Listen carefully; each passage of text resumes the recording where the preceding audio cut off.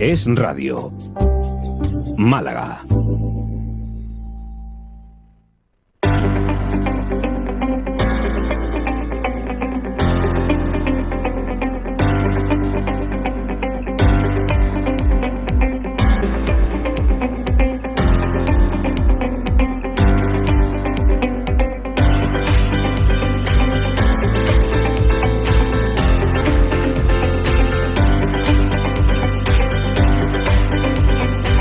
Bueno, pues como les venía anunciando, ya estamos de vuelta en Es la Mañana de Málaga de Es Radio, en esta segunda parte de la programación matinal y local. Y bueno, pues hoy tenemos, como es habitual, nuestro debate político de los martes, y esta vez en clave Marbella. Y bueno, para ello contamos con los siguientes portavoces, con los siguientes cargos públicos de ese consistorio marbellí. Y en primer lugar vamos a saludar a Quique Rodríguez, del Partido Popular. ¿Qué tal, Quique? ¿Cómo estás? Buenas tardes. ¿Todo bien? Encantado de estar, muy bien, sí. Te has echado de menos por aquí, ¿eh? Bueno, también tenemos a José Ignacio Macías, del Partido Socialista. Muy buenas tardes, José Ignacio, ¿qué tal? Buenas tardes, encantado de estar aquí otra vez. Te voy a pedir, José Ignacio, que te acerques un poquito al micro. A ver, ¿así? Así, perfectamente. Mejor arrimo el micrófono. Ahí como si nos lo fuéramos a comer. Yo lo hago todos los días y al final no me lo he comido. Pero bueno, no pasa nada. Tú tienes más experiencia que yo. No, pero tú ya el primer programa estuviste muy, muy bien. Así que vamos a saludar también a Eugenio Moltó, al portavoz de Vox. ¿Qué tal? Buenas tardes. Pues nada, muy bien. A la hora casi de comer, pues no me diga mucho lo del micro, ¿eh? Bueno, desde luego. Yo no sé cómo decir ya, si yo tengo una confusión tremenda. Si buenos días, buenas tardes, claro. Aquí todo el mundo tiene su opinión. Bueno, dicen que hasta la hora de comer no es buenas tardes. Yo teóricamente no sé. A partir de las 12. Teóricamente, 12 del mediodía ya es por la tarde, pero yo es que hasta que no como me pongo muy nervioso. Y bueno, luego tenemos al otro lado del teléfono también al portavoz de Opción Sanpedreña, a Manolo Osorio. ¿Qué tal? Muy buenas tardes, Manolo. ¿Qué hay? Buenas tardes a todos. Encantado de estar otra vez por aquí. Bueno, pues si os parece, vamos al lío y bueno, vamos con la primera información que queríamos comentar, y es bueno que el consistorio marbellí, en todo caso, pues sí se puso de acuerdo, parece, por unanimidad, en aprobar que se liberalice el peaje de la AP7 ante el cierre de la A397 que conecta Ronda con San Pedro de Alcántara. Así que vamos a comentarlo porque en todo caso también a mí me pareció preocupante, ¿no?, que cuando se produjo el apagón y había gente que no podía pagar con las tarjetas o con el móvil, bueno, pues no se levantaron las barreras del peaje atendiendo a esta cuestión. También es verdad que reaccionar no es fácil, reaccionar rápido, pero bueno, había que comentarlo. Así que si os parece, vamos en el sentido de las agujas del reloj, como siempre. Empezamos por Quique Rodríguez, por el portavoz del Partido Popular.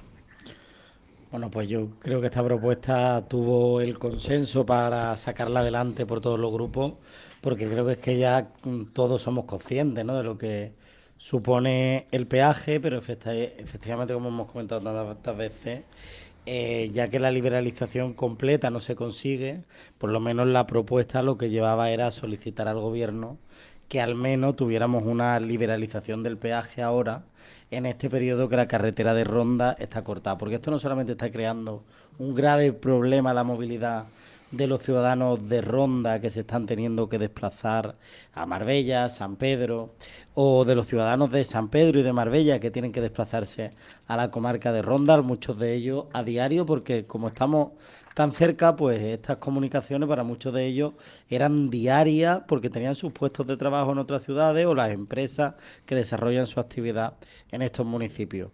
Pues lo que pedíamos era la suspensión por este periodo, pero como bien dice, bueno, pues lo que nos encontramos es que el gobierno no lo hace.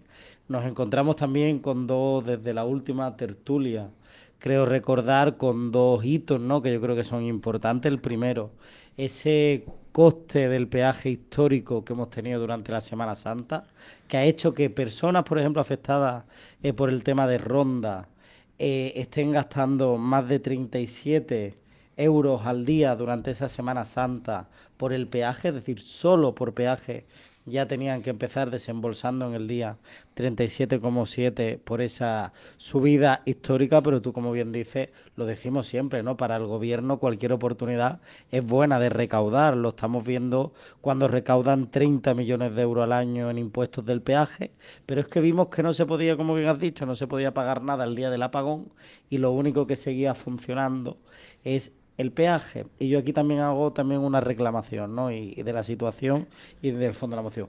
Normalmente cuando se coge un peaje es porque tú pretendes ir con una circulación fluida, con una circulación rápida. A mí me gustaría que cualquier vecino, cualquier vecina de la Costa del Sol se fuera cualquier día, pero especialmente, por ejemplo, los lunes, los viernes, a las 8:15, 8 de la mañana, y se pusieran el peaje, y vería como algunos de los días hay retenciones en el peaje de hasta 6-7 minutos para que las personas puedan pagar. Y eso que han ampliado ahora, ¿eh? Por lo cual volvimos a reiterar en el Pleno la necesidad de esa liberalización y, como decía, en caso de la carretera de Ronda, porque también se están dando problemas a la movilidad en Marbella, en San Pedro, de vehículos que antes no discurrían por las carreteras convencionales porque hacían el trayecto en Ronda y que ahora se ven obligados, o por ejemplo, la saturación que está ocurriendo en la bajada por la carretera de Ojén a Marbella y cómo está colapsado continuamente debido a que los coches no pueden coger la alternativa a muchos del peaje por el elevado coste que tiene. Bueno, pues vamos a darle la palabra a José Ignacio sobre esta cuestión. Bueno, nosotros hemos estado de acuerdo en ese levantamiento del peaje por las circunstancias que hay en este momento. Era una demanda de toda la sociedad de Marbella. Luego, entonces, evidentemente, nosotros la tenemos que respaldar. Seguimos teniendo los mismos problemas que hablamos la última vez. Tiene un coste muy alto. Y el responsable de que tenga ese coste alto fue quien decidió hacer una autopista de pago, cuando en otros sitios se hizo una autopista con dinero público. Esperamos que el gobierno pueda hacer frente a este dispendio y bueno, pues eso se beneficiará muchísimo a los ciudadanos de Marbella. Si no, habrá que insistir. Pero en todo caso, José Ignacio, vale, se ha hecho una autopista de pago, pero luego siempre se pueden buscar soluciones alternativas, ¿verdad? Uno puede coger y bonificar, como se ha hecho precisamente en la AP9 gallega, con 85 millones de euros. Sin embargo, para la carretera, para la AP7, a su paso por Málaga, Marbella y demás, bueno, pues la cantidad es de 1 millón. Y sí es verdad que se recaudan 30 millones en impuestos en la carretera. Y por cierto, además el gobierno, los sucesivos gobiernos han recaudado, os voy a decir de memoria, pero entre todos los impuestos desde que se echó a andar esa carretera eran, si no me equivoco, unos 530 millones. Voy a rescatar el dato, pero lo digo un poco de memoria y ahora lo comentamos. Entonces, en ese sentido, siempre pues, puede haber soluciones alternativas. A lo mejor bonificar solamente al tráfico pesado, no sé, al transporte público, los VTC, los taxis, los transportistas. No sé, habría que estudiar a lo mejor alguna fórmula, no sé, alguna.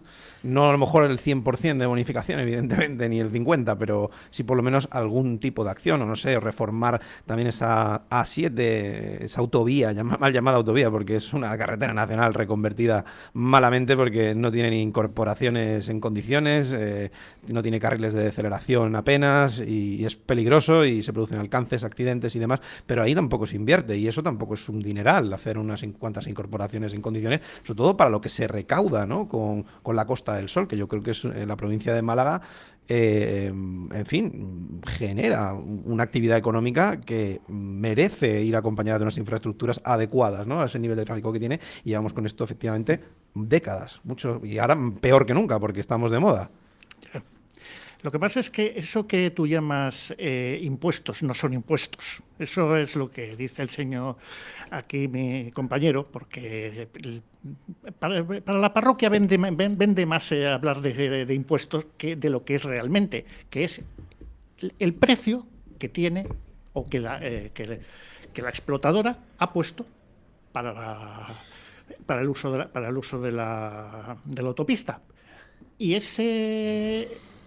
Claro, es una empresa privada y como tal empresa privada fija los precios como quiere fijarlos, porque en esas condiciones se concedió la autopista y hay que llegar a un acuerdo con ellos. Un acuerdo que puede ser fácil, puede ser difícil, pero hasta que no venza la concesión, pues tendremos que seguir soportándolo. ¿Quién concedió esos precios? ¿El peaje quién decidió que fuera de pago? Pues quien lo decidiera. Pues lo decidió un señor que se llamó José Borrell Fontelles, que era ministro socialista. Puede ser. Y fue el que puso las tarifas, porque es que estamos hartos en los plenos de quien lo decidiera. Lo decidió un ministro y un presidente que se llamaba Felipe González. Y en el año 96, que tengo aquí el decreto delante, el día 16 de marzo de 1996, cuando el Partido Popular no había gobernado nunca antes, fue el Partido Socialista quien decide que una infraestructura como esa tuviera que ser de pago, y sigue siendo el Partido Socialista. Hablábamos de qué tipo de bonificaciones. Yo creo que podemos conformarnos con el transporte pesado, pero yo creo que como mínimo tenemos que ir a lo que tienen los gallegos, que es la recurrencia de que se paga un trayecto y si en el plazo de 24 horas haces el mismo trayecto de vuelta, es gratuito. Lo que no puede ser es que aquí nos vengan a ofrecer, frente a los 80 y pico millones que ofrecen a Gallegos y o a la liberalización de Alicante, a la Costa del Sol, a Marbella, a San Pedro, nos vienen a ofrecer 1 millón de euros. Y más cuando acabamos de conocer que solamente en recaudación se llevan 30. Es que por esa regla de 3, si el gobierno nos ofrece uno de bonificaciones, recauda 30, es que 29 lo usa para hacer caja y para ganar dinero. O sea que es que le estamos pagando las bonificaciones a la liberalización de Alicante o la liberalización a los gallegos, o ahora también lo que estamos viendo en la de Campomanes a su paso también por León.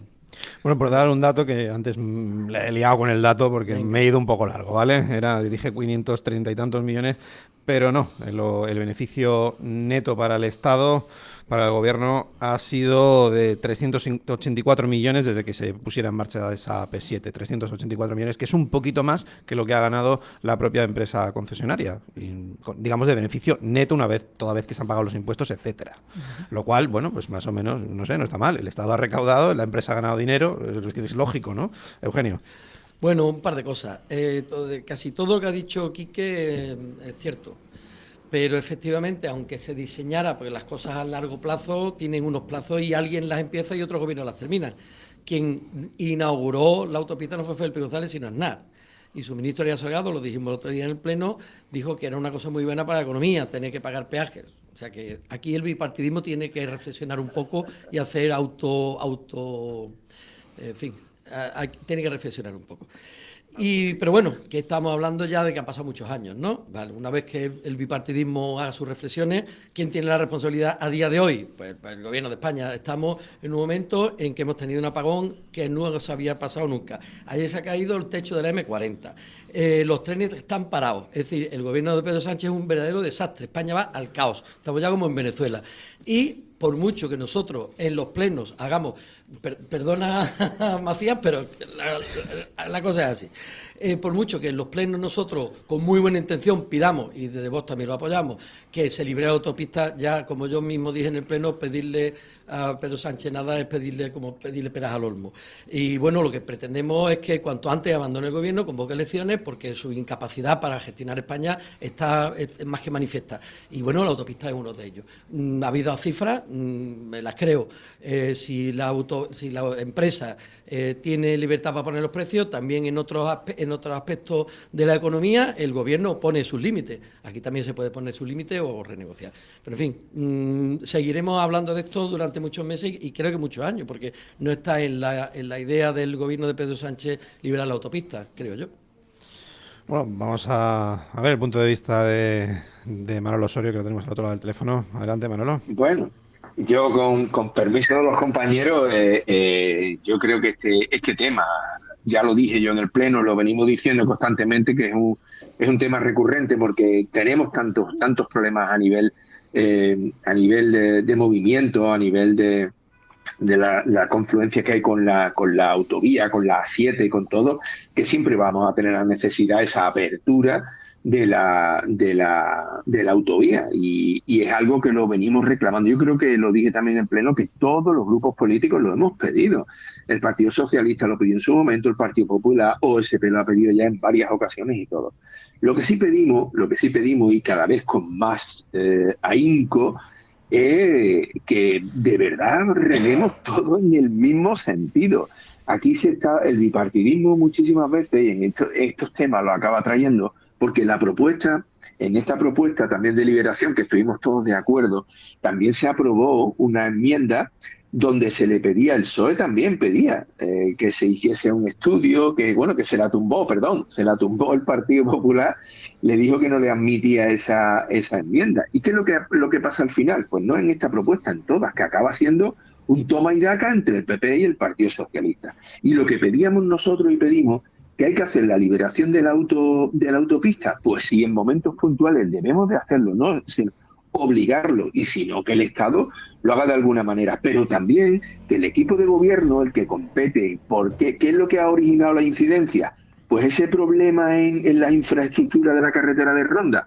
Vamos a darle otra alternativa, que me dicen a mí 6 meses. Yo puse varios ejemplos aquí que quizás no sé, parece ser que hizo un poco de gracia, ¿no? Porque pusimos el ejemplo de un puente. Yo sé que es una comparación, un tanto compararnos con los chinos, es un poco, no lo sé, decir yo, una incongruencia decirlo también, ¿no? Por cómo es esa sociedad y cómo somos nosotros. Pero es que ellos en 19 horas cambiaron un puente de 1.300 toneladas. ¿Y qué es lo que se hicieron en el gobierno de Castilla y León? La misma tormenta que se llevó el viaducto de Ronda, se llevó el puente romano sobre el Duero. ¿Y qué hicieron ellos? Llamaron al ejército y le hicieron una solución provisional para decir, tú puedes ir, aparte de, iba a emplear una palabra que no es la suya, aparte de marrañar o embarrullar todo lo que era, o ensuciar el trabajo de tu oponente, trabaja también, dedica tu esfuerzo a buscar las soluciones para que podamos despejar esa carretera no en 6 meses, sino en 1 mes o en mes y medio o en los que haga falta. Ahí es donde vamos nosotros. No dediquemos nuestros esfuerzos en lanzar y en putear que no quería putear. Lenguaje coloquial. Como no estamos en el pleno del ayuntamiento, se puede decir, ¿no? Bueno, pues que no quería tampoco emplear palabras gruesas, pero es que no escuchamos nada más que otra cosa. Es que la decisión fue del señor Borrell. No, es que la inauguró el señor Aznar. Miren ustedes, hace falta Brieto, y si no, pues tú sabes lo que funciona muchas veces, cuando pase algo de hecho, irnos a un grupo de personas de peso del municipio, irnos los 27 concejales y ponernos las 27 salidas de la autopista y decir, y ahora de aquí no se mueve nadie, hasta que llegue la cola a Torredermar. Y entonces se van a enterar ustedes de la pasada. No te da un espíritu revolucionario desconocido, ¿eh? Sí, no, con lo tranquilo que es él normalmente, ¿no? No sé si 27 personas serían suficientes. Bueno, Manolo, yo creo que era más... 27 salidas no tiene, ya te digo yo, señor Macías o Ignacio, hablando ya más de una manera más cercana, Ignacio, 27 salidas no tiene la autopista. Así que somos 27 concejales, que nos vayamos los 3 de Opción Sanpedreña, que nos vayamos los 8 que hay del Partido Socialista, que nos vayamos los 14 del Partido Popular y que nos vayamos los 2 compañeros de Vox, y nos vamos allí y nos ponemos. Tenemos para ponernos 2 por cada puesto. Manolo, yo creo si que somos 27 y 13, coño. Que más interesante que cortar la carretera, a lo mejor sería empezar a manifestarnos, que cortar la carretera estaría muy bien, o incluso yo creo que era mucho más productivo lo que hacía la alcaldesa, y tú lo has visto en alguna ocasión de primera mano, cuando gobernaba el Partido Popular en Madrid, incluso cuando estaba gobernando un alcalde socialista en el ayuntamiento, la alcaldesa lo que hacía era tender la mano, aun estando ya en la oposición, para irse a Madrid con los distintos ministerios y negociar una solución. Yo creo que se hizo y así se avanza, claro. Y yo creo que en este momento el Partido Socialista, pues a lo mejor a nivel local, deberían de liderar por lo menos esa respuesta, ya que tiene un signo político y un ministro suyo en el gobierno, pues intenta decir, mira, lo que no se puede hacer, aparte tienen una diputada que es compañera nuestra en el Pleno, que es Isabel, que también pueden ir allí y decir, mire usted, con la Costa del Sol no, aquí hay que darle una solución, aquí tenemos que ponernos a trabajar, tenemos que tal, y yo creo que ese sería de verdad un consenso importante Claro que y que sí. se liderara, y yo creo que ahí nos pondríamos todos de acuerdo. Bueno, ¿para cuándo vayas a poner delante del ayuntamiento todos a hacerlo? Porque sería por lo menos sin cortar la calle, por supuesto, que la Podéis gente pueda trabajar. pedirle ayuda a los tractoristas que están hartos de cortar las carreteras porque en la Agenda 2030 el Pacto Verde los tienen arruinados. Ya tienen costumbre ellos de parar carreteras. José Ignacio. Bueno, vamos Bueno, a ver. A mí me parece muy bien lo de la mano tendida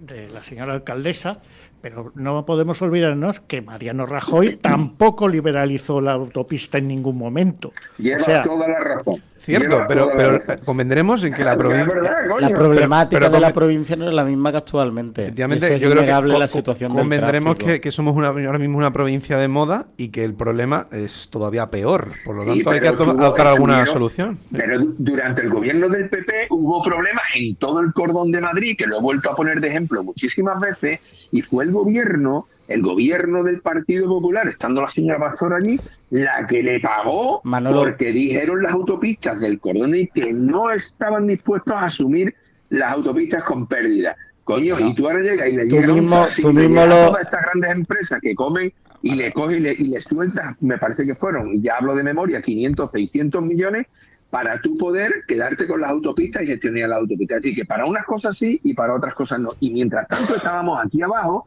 diciendo que se liberase la autopista porque seríamos asfixiados. Pero Pues contra no se hizo. tú mismo ahí también No lo se- estás diciendo, Manolo. El rescate de las autopistas que se hicieron no fue un rescate por un tema de movilidad, sino que fue un tema financiero provocado por esa crisis que el Partido Popular tuvo que afrontar después de una crisis tan importante como la que nos metió el señor Zapatero. Es decir, que no fuera que el gobierno de forma voluntaria rescata las autopistas para liberalizarlas, sino que se vio obligado a rescatar y asumir las autopistas como propias para evitar la quiebra y una mala situación que en ese momento se estaba dando. Es decir, que otra situación Pero tú no totalmente puedes hacer, pero tú, distinta. cuando una empresa se mete por cuenta y riesgo, Quique. Se mete por cuenta y se riesgo. mete Y por además son cuenta y empresas de riesgo, un calibre pero de un calibre y de un nivel, son empresas de un calibre y de un nivel que ya te digo yo que 500 millones no le hacía eso daño a estas empresas. Bueno. Lo único que pasa es que es más fácil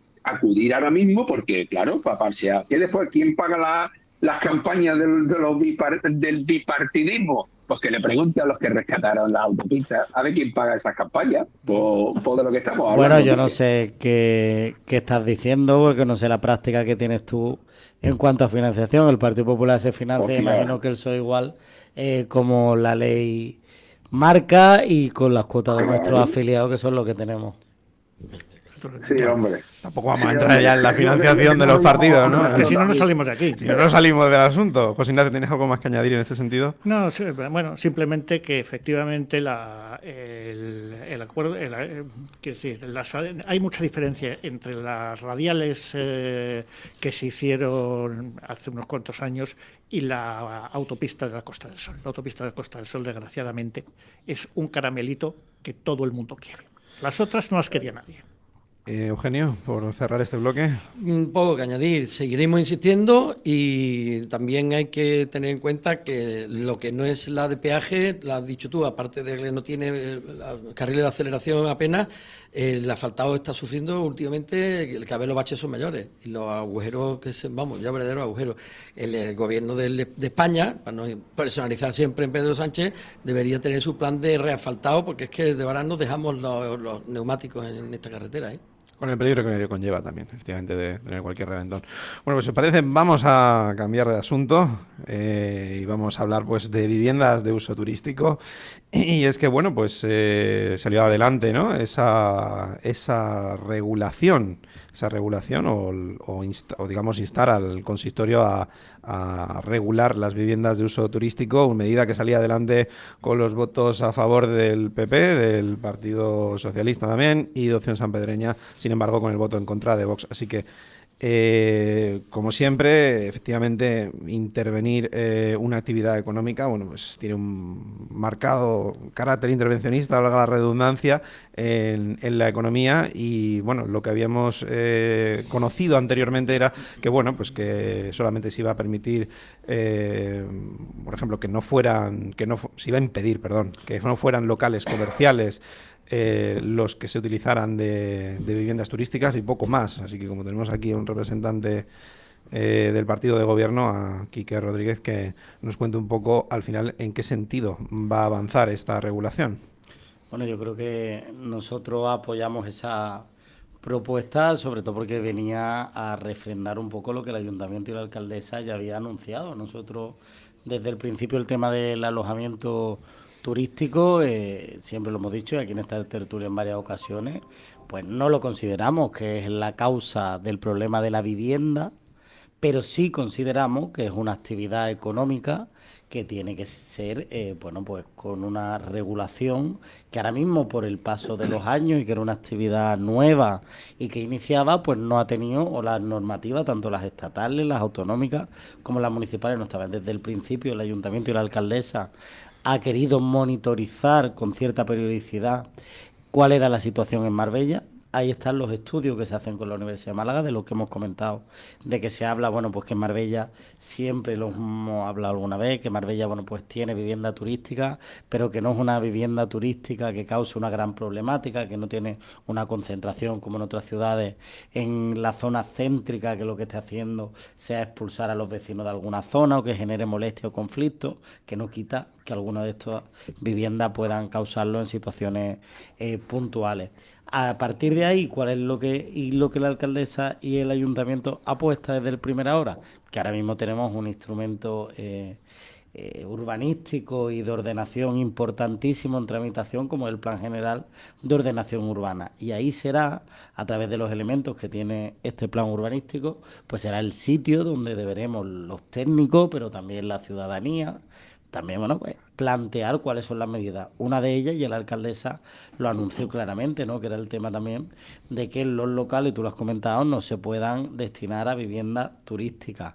¿Cuáles también? Bueno, pues que si hay alguna zona saturada en algún momento, pues habrá que establecer unos límites, unas zonificaciones, unas baremaciones que te permita que los usos sigan siendo compatibles, que las zonas que son residenciales pues sigan siendo residenciales, que las zonas comerciales, pues que esté un equilibrio, que también lo que va buscando el nuevo plan, un equilibrio entre la ciudad. Y eso es lo que nosotros proponemos, sin radicalismo, sin irnos en ningún momento a criminalizar, obviamente, ninguna actividad, valorando que en determinados momentos, y en Marbella desde hace muchos años, la vivienda turística, especialmente en periodos de verano, ha ayudado bastante, incluso a seguir manteniendo la actividad de un destino turístico de excelencia como el nuestro, donde también había grandes casas que incluso se ponían en alquiler y que son viviendas que difícilmente hubieran salido al alquiler residencial o tal. Pues ese es nuestro planteamiento, no caer en la radicalidad, caer en una moderación, pero que hay una actividad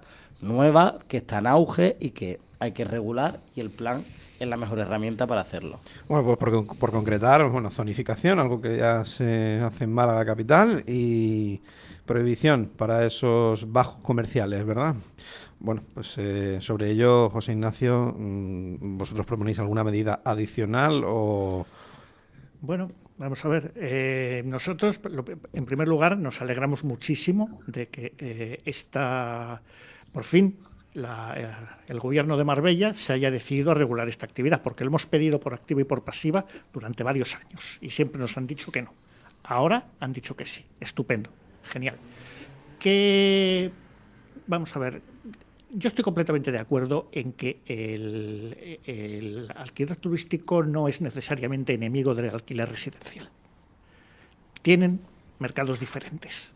Lo que pasa es que lo que no queremos es que viviendas que están orientadas al alquiler residencial o a la venta se conviertan en alquiler turístico. ¿Por qué? Porque, entre otras cosas, porque eso merma la calidad del alquiler turístico en Marbella. Quiero decir, Marbella es una localidad turística, es una localidad que busca la excelencia y, por tanto, necesita que las viviendas que se dediquen a al alquiler turístico tengan la calidad suficiente como para no desmerecer el municipio.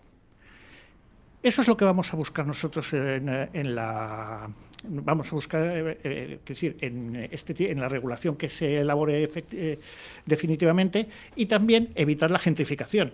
Es decir, que haya, lo que se ha dicho, que haya zonas de Marbella en las que no puedan vivir los marbelleros y solamente estén ocupadas por el alquiler turístico. Ya hay alguna zona, alguna plaza en Marbella, por ejemplo, la Plaza de la Iglesia. En la Plaza de la Iglesia solamente vive ya un vecino. Todo lo demás son apartamentos turísticos. Entonces, eso lo tenemos que procurar evitar, que el tejido de la ciudad no cambie. Bueno, ¿puedo? Adelante. Venga, yo voy a ser muy breve. Mira, nosotros estamos de acuerdo y así lo hemos manifestado en todos los plenos que se ha suscitado esto, a favor de que se regulen los pisos turísticos. Lógicamente, toda actividad comercial, y esta lo es, tiene que tener una regulación, sobre todo para temas de calidad. Lo que no estamos de acuerdo es el intervencionismo socialista. La literalidad de la moción, la tengo aquí delante, decía que el Ayuntamiento de Marbella elabore una normativa para la vivienda de uso turístico considerando criterios como la densidad en número de este tipo de vivienda por zona y por su pacto del barrio. Es decir, que quieren decidir quién puede poner su vivienda aquí turístico y quién no. Lo acaba de decir el señor Macías. Nosotros creemos que creemos en la propiedad privada, así lo dice nuestra Constitución, y creemos que el que tiene un piso, una casa, o una vivienda o un bloque de vivienda lo puede dedicar a lo que estime pertinente, puesto que es suyo, independientemente de que se le puedan poner unas regulaciones, lógicamente, de convivencia social y siendo una actividad económica de que haya que pagar sus impuestos correspondientes. Por ejemplo, en Málaga por eso también, votamos que no. Por ejemplo, Eugenio, en Málaga también la norma dice que tiene que haber un acceso independiente, que eso ya de por sí filtra mucho. De hecho, ya hay un informe de la Universidad de Málaga, que lo han sacado ya muchas veces los medios de comunicación, el Partido Popular, y bueno, pues con ese informe y con los técnicos habrá que hacer esa regulación. Pero nosotros, vuelvo a matizar, que votamos que no, porque ese intervencionismo de decirle a alguien dónde puede poner el alquiler turístico y dónde no nos parece bien. Y porque esta desviación que acaba de decir el señor Macías, esta desviación es por el miedo a la ocupación y a la inquiocupación. Y volvemos a tocar ese tema porque es que el que está rompiendo y está evolucionando de una manera rápida y voluminosa. Hablaremos de ello a continuación, no sin antes darle la palabra a Manuel Osorio, de Opción Sanpedreña, que está al teléfono. Sí, pues muchísimas gracias. Bueno, yo creo que coincido con los compañeros. Todo lo que sea de regular una actividad económica está bien. Lo único que pasa es que lo que no podemos olvidar es el por qué hemos llegado a esta conclusión, a tener que encargarle ese estudio a la UMA por parte de los compañeros del gobierno, ahora que está el Partido Popular que encargó ese trabajo a la UMA, y el llevar esta propuesta para hacer esta ordenanza es por ese problema habitacional que estamos teniendo, que se está teniendo a nivel generalizado, ya no solo específicamente aquí, sino en cualquier punto, en cualquier capital de provincia, es decir, es algo generalizado. Y ahí es donde tendríamos que entrar un poquito, aparte de que esa regulación hace más que falta, que evidentemente yo creo que ya se quedó muy claro en el pleno y en la aprobación, bueno, y también ahora en la opinión que ha expresado el señor Moltó ahora, Eugenio, que bueno, pues defendiendo esa propiedad privada. Me parece perfecto. De ahí se definieron en contra de aprobar esta propuesta. Pero después la trastienda de todo esto es la falta de ese suelo, la falta de esa vivienda pública, la falta de esas posibilidades de que ya sean nuestros jóvenes, las personas incluso ya que tienen su trabajo fijo, pero bueno, son 1.000 euristas que no pueden llegar a alcanzar esa vivienda, evidentemente de renta libre, imposible. Pero es que la propia, por lo menos aquí en este municipio, creo que se le está poniendo imposible hasta la vivienda pública. Es decir, porque hacer unas horquillas, que también lo dijimos nosotros en el pleno, unas horquillas que pasen de 180.000 a 260.000 euros, me parece una pasada para personas que tengan sueldos de sueldos 1.000 euros. El salario mínimo interprofesional, que ya son 1.100 y pico, 1.200 pavos. Es decir, que yo creo que esa es la complicación. Y ahí es donde deberíamos volvemos otra vez a hablar de lo mismo, a consensuar entre todos los grupos políticos, apoyado por este informe de la UMA, y el trabajo que hagamos entre todos, ¿para qué? Para conseguir, pues que no todas esas zonas céntricas que hay, pues no se vean los vecinos obligados a desplazarse, ya sea por las aportaciones de todos. Pero, eso sí, vamos a hacerlo con consenso y con buen criterio y seguro que entre todos llegaremos a un buen puerto. Segurísimo, seguro que sí. Enrique, ¿algo querías matizar? Y Bueno, después Eugenio, creo que también. Yo creo que claro que si nos vamos al margen de las viviendas turísticas, ¿no? Que creo que el problema de la vivienda es algo que hemos comentado. O sea, desde que el señor Pedro Sánchez anuncia 184.000 viviendas en España. Terminado en Que 5,5%. de verdad, ¿no? que sobre todo 10.000. sí, y que eso creó, porque hay que decirlo, al final nosotros, incluso algunos de los que estamos aquí, podemos tener la opinión que tenemos del presidente, que creo que cada vez coinciden más los ciudadanos con la opinión que algunos de aquí tenemos del presidente, por todo lo que está haciendo, por el desbarajuste que tiene del país, un país que funcionaba y que cada vez funciona menos. Lo estamos viendo esta semana con los trenes, lo vemos con el apagón, pero hay gente que cuando sale un presidente del gobierno a hablar, pues como debe de ser en un país serio, se creen a su presidente. Y cuando el presidente dijo no una, sino que hasta en 30, 40, 50 veces en una única campaña electoral, que iba a construir 184.000 viviendas, pues todavía estamos esperando saber cuántas son en Marbella. Estamos viendo que en algunas de ellas, como hay unos fondos europeos por medio, pues baja el presidente con María Jesús Montero y se ponen en la foto, ¿no? Que eso a ellos les gusta ponerse en la foto y es lo único que están haciendo en política de vivienda. Discurso y poner trabas, eso sí. Porque cada vez que hablan, tanto ellos como Podemos, Sumar y todos los que sustentan al gobierno, en lugar de dar una herramienta que facilite el acceso a la vivienda, todo lo contrario. Lo que están haciendo es empeorar, pues lo hemos comentado, ¿no? Personas que no se atreven a poner su piso en alquiler de larga estancia porque le da miedo de que después se le quede el inquilino y no lo pague. O sea, yo creo que tenemos un problema de vivienda grave, que es un problema de vivienda que, como hemos comentado, y hace algunas semanas, el tema era que estaba en todas las en grandes ciudades, áreas metropolitanas. Yo creo que este problema cada vez va a más, porque hay personas, y en la Costa del Sol tenemos claros ejemplos, que se están desplazando a otros municipios porque no tienen oportunidad y que en esos municipios ya empiezan a tener problemas de vivienda los propios ciudadanos de esos pequeños municipios. Es decir, que esto está siendo una situación que al gobierno se le está yendo de las manos y, como hemos dicho en más de una ocasión, yo creo que la clave estaría en hacer primero un pacto de Estado por la vivienda, contando con las comunidades autónomas, pero que la clave está en de regularizar un poco lo que hablamos siempre. No puede ser que se tarde en las ciudades con carácter general, que operaciones de desarrollo de suelo puedan tardar hasta 12 años desde que una persona empieza a construir. Toda la razón. Tiene que haber Toda la razón, garantías ambientales, garantías económicas, garantías de que se cedan los suelos, los equipamientos, pero por favor vamos a intentar dar la flexibilidad de aquellos que quieren y tienen posibilidad de construir viviendas asequibles, que tengan una alfombra roja. Bueno, es que también es verdad que hay un retraso importante, ¿no?, a la hora de tramitar esas licencias para construir, ¿no?, para los constructores, con lo cual eso también es un problema. Y cuando hay una altísima demanda, que la hay en esta provincia, que además ya sabéis que crece a razón de unas 20.000 personas por año, pero solo se terminan 5.000, pues hay un evidente desfase, ¿no?, entre la oferta y la demanda, y eso puede ser problemático. Como problemático veo yo, por supuesto, también el tema de la ocupación, y efectivamente que pueda afectar, ¿no?, a que las personas pongan condiciones leoninas, ¿no?, a la hora de poner sus inmuebles a disposición para el alquiler de larga duración. Y no sé, a mí de hecho me ha llamado la atención una noticia que es verdad que no es justo en el término municipal de Marbella, pero está colindante, está encancelada, y bueno, pues el caso es que hubo un tiroteo a una vivienda ocupada. En fin, la ocupación también trae inseguridad y ello quería comentarlo con vosotros. Así que, si te parece, Eugenio. Sí, yo quería matizar, porque aquí no hemos derivado del tema de la vivienda de alquiler, como Osorio es muy hábil, no ha derivado para otro asunto, pero por cerrar que efectivamente las mociones o las propuestas que hacemos los grupos municipales, luego la Junta de Gobierno Local las desarrolla a su manera. Por lo tanto, pues sí, es una idea que se aprobó el otro día, pero que terminará el gobierno del PP PP desarrollando como ellos estimen pertinente, a los que estaremos atentos desde el Grupo Municipal Vox para participar y aportar nuestros puntos de vista en esa regulación que se haga, que sin duda, pues por lo que ellos han expresado en otra ocasión, y ahora mismo aquí también Quique, pues no va a ir en principio, en ese sentido socialista de intervencionismo, que será más de regular la actividad económica y de calidad.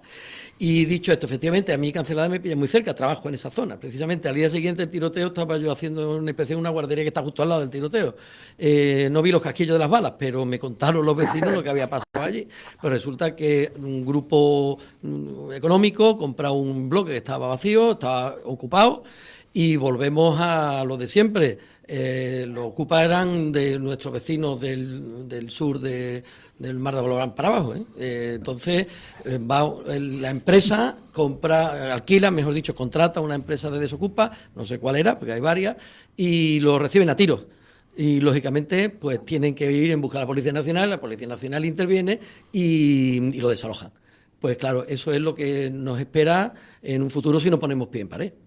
Bueno, yo en el asunto de la ocupación siempre digo lo mismo. Al final es una legislación que viene a nivel nacional, lo que se pueda hacer en torno a este fenómeno, pero también es cierto que los ayuntamientos, dentro de sus limitadas competencias, pueden hacer según qué cosas. Pueden vigilar más, ¿no?, con policía local, pueden, no sé, asesorar al ciudadano, se pueden hacer según qué cosas para ayudar, porque la gente no sabe.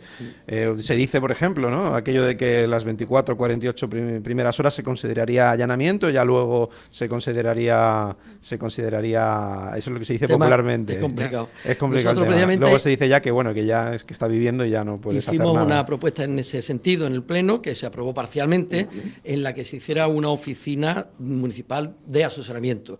Digo parcialmente porque el punto en el que queríamos crear esa oficina, se nos dijo que prácticamente esa función ya existe y que está en la policía local, con lo cual animamos a los vecinos que tengan problemas que vayan a la policía local, porque allí lo asesorarán. Y luego las otras cosas era pues aumentar la vigilancia policial en las zonas ocupadas para que no haya tanta inseguridad, ¿no?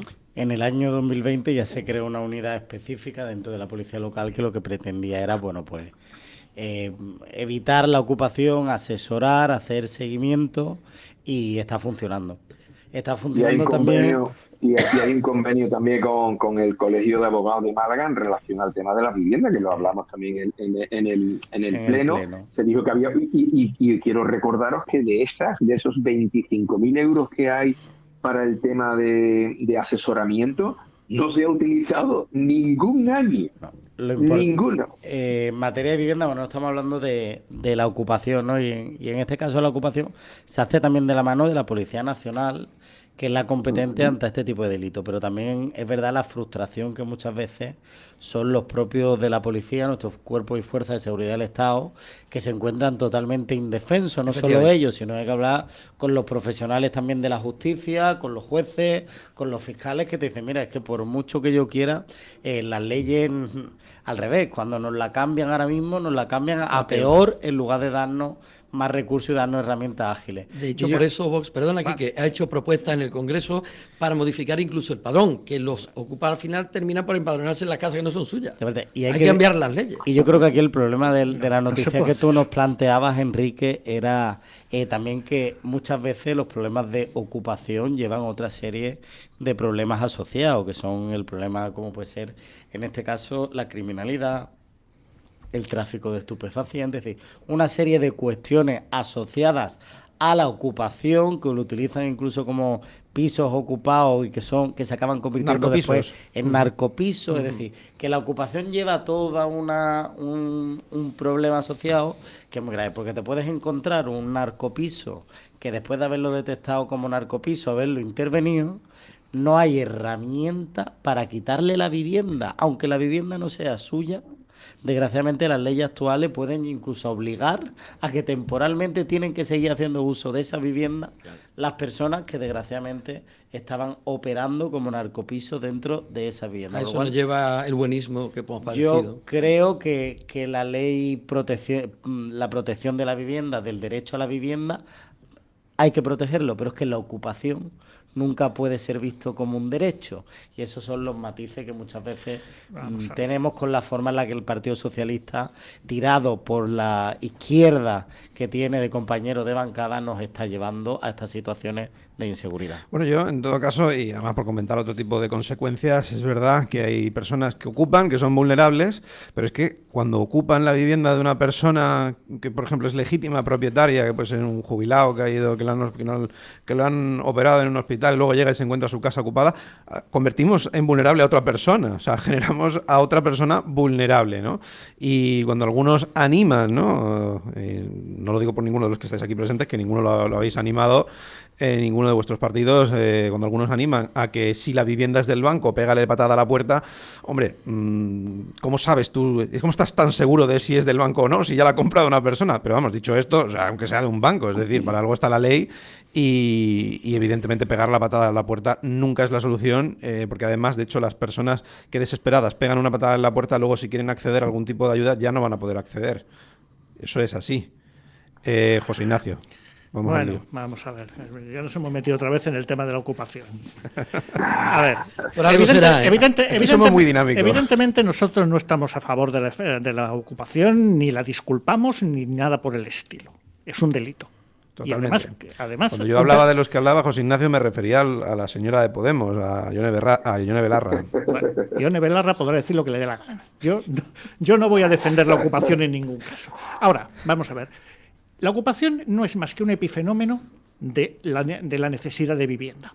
Es decir, la gente ocupa viviendas porque no puede acceder a una vivienda en propiedad, en alquiler o lo que sea.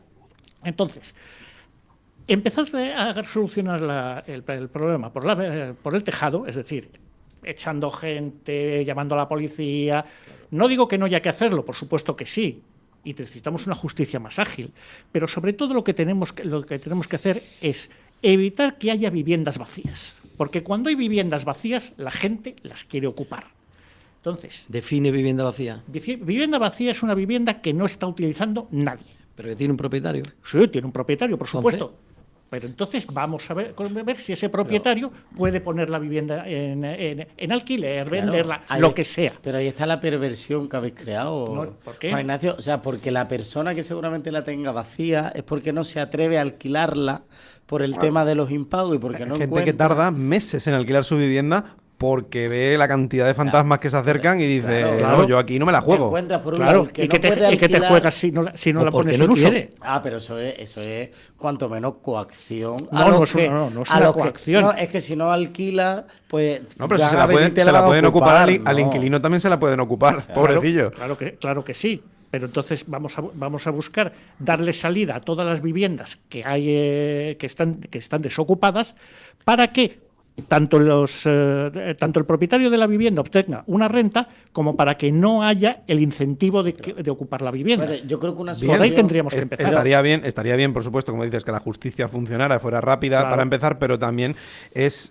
yo lo que nunca he entendido en este país es que tú eres el presunto propietario de una vivienda para seguir pagando los impuestos, para seguir pagando, o sea, es decir, los impuestos asociados, el impuesto de bienes inmuebles, para seguir pagando incluso los suministros, la luz, el agua y tal.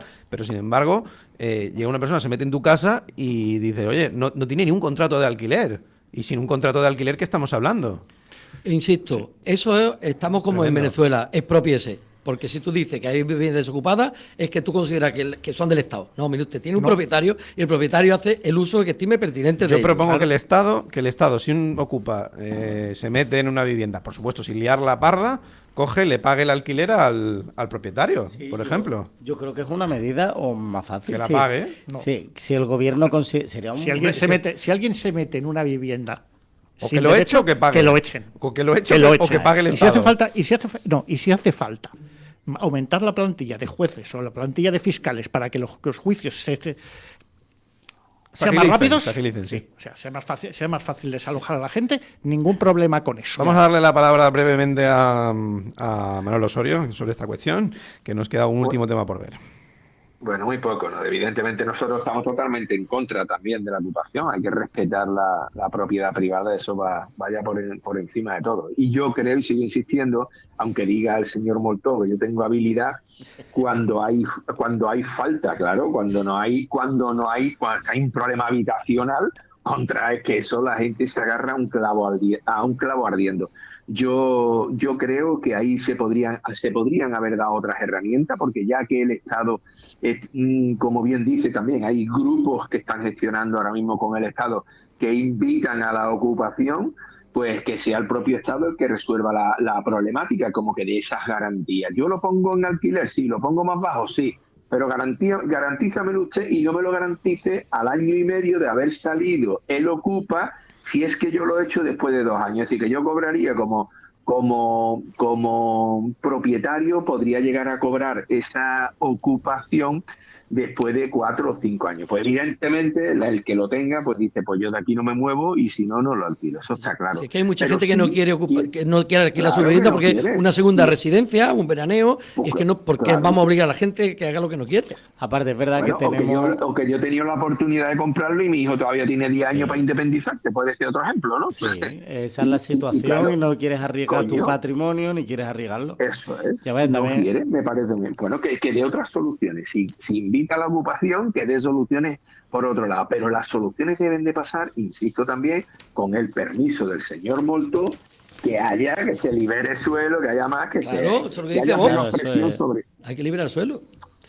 Bueno, durante eso os cuesta lo de años liberarlo. y con cierto, y aparte estamos, que venimos los 4, y Enrique lo conoce bien, venimos de una situación de Marbella donde Marbella fue una ciudad, bueno, pues que tuvimos nuestra trayectoria en el tema urbanístico, y a partir de ahí no fue la única ciudad, pero se criminalizó bastante el tema de la construcción y parecía que todo, lo sabemos, y todo el tema urbanístico está concebido más para limitar que para fomentar. Yo siempre pongo un ejemplo: si tú en una parcela puedes construir un edificio o 2 viviendas y construyes las 2 viviendas pero las vas a vender al precio que todo el edificio, las leyes urbanísticas van más destinadas a que no superen la edificabilidad que a promover en sí la edificabilidad dentro de una parcela para garantizar el acceso a la vivienda. Así es. Sí, pero Quizá es vivienda- un planteamiento de que a lo mejor debemos de dejar de demonizar a la construcción, de demonizar al sector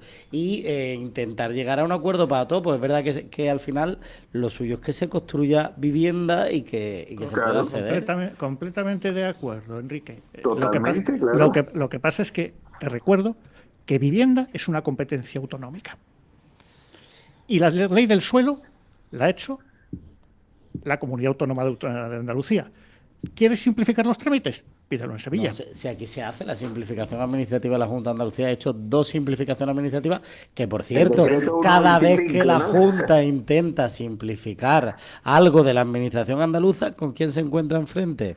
Con Pedro Sánchez, que impugna cualquier simplificación y que incluso muchas de ellas las ha intentado tumbar. Después la justicia le da la razón y se acaba llegando a acuerdo, pero intentan tumbar la simplificación. Pedro Sánchez no tiene nada que decir en materia de vivienda. Que no tiene nada que decir en materia Tiene de nada vivienda. que decir. Iba a hacer 184.000 Entonces, y si las lo dijo. 184.000 porque las prometió. Si quiere puede hacerlo, No, pero si no es quiere, competencia suya. Es una competencia las hace, compartida, tiene no una competencia. competencia cedida completamente a la sigue teniendo. Y en materia de ordenación del suelo existen leyes nacionales que hay que cumplir y ordenación del territorio que hay que cumplir por leyes estatales. Por lo cual, si Pedro Sánchez no puede hacer nada, que ni prometa ni se ponga en la foto. Es lo único que le Bueno, pedimos. pues es una responsabilidad compartida, seguro.